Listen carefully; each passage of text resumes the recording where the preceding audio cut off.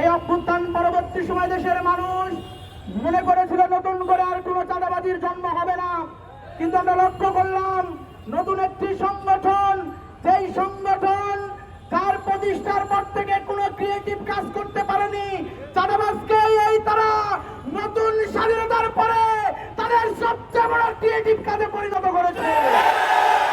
যে ছাত্রলীগ করার কারণে নাকি সেই দিন যে ভাইটিকে ধরে তারা একের পর এক নির্যাতন করে থানায় দিয়েছে।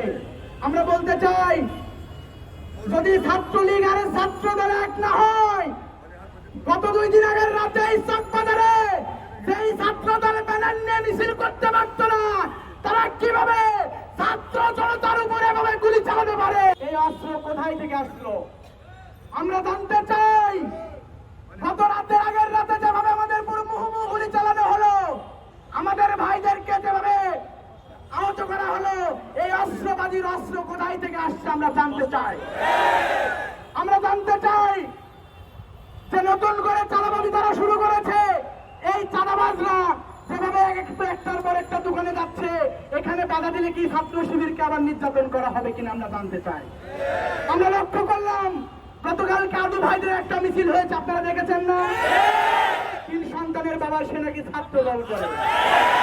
আরে ছাত্র দলের জনশক্তিরা তো আকাল হয়েছে, 3 সন্তানের বাবাও ছাত্র দল করে। তুমি কেমন ছাত্র যে শিক্ষা প্রতিষ্ঠানে তোমাকে ঢুকতে দেয় না, কারণ তুমি ঢুকাই, তুমি ছাত্র দল না। যেখানে বসে থাকবেন তার নিচে একটা লাঠি থাকবে, সুযোগ পেলেই চাঁদাবাজকে লাল করে দেবে। আমরা বলতে চাই, ছাত্র শিবিরকে টার্গেট নিয়ে আগানোর চেষ্টা করা হচ্ছে। এই চট্টগ্রামে ছাত্র শিবিরকে যদি টার্গেট নিয়ে আগানোর চেষ্টা করা হয়, আমরা পরিষ্কার ভাষায় বলতে চাই, এই বীর চট্টলা ইসলামী আন্দোলনের শিকড় অনেক গভীরে। যদি মনে করেন সিংহের লেজ দিয়ে আপনি কান চুলকাবেন, তাহলে বড় ভুল হয়ে যাবে। পরিস্থিতি সামাল দিতে পারবেন না। উদারত আহ্বান রাখতে চাই, ছাত্র শিবিরের ভাইরা, আমাদেরকে এই সমাজে সচেতন ভূমিকা পালন করতে হবে। যেখানে নির্যাতিত মানুষ, যেখানে নিষ্পেষিত মানুষ, ইসলামী ছাত্র শিবির সেখানে দাঁড়িয়ে কাঁধে কাঁধ মিলে প্রতিরোধ করে তুলতে হবে ইনশাআল্লাহ। গতকাল আমরা ছাত্র দলের ব্যানারে ঢুকা এবং সন্ত্রাসীদের একটা মিছিল আমরা দেখেছি। জামাত শিবির রাজাকার, এই মুহূর্তে বাংলা ছাড়।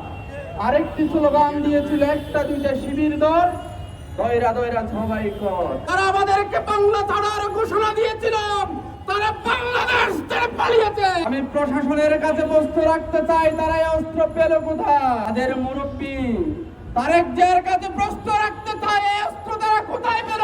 জুলাই বিপ্লবে 2000 মানুষ জীবন দিয়েছে, চাঁদাবাজকে প্রতিষ্ঠিত করার জন্য নয়।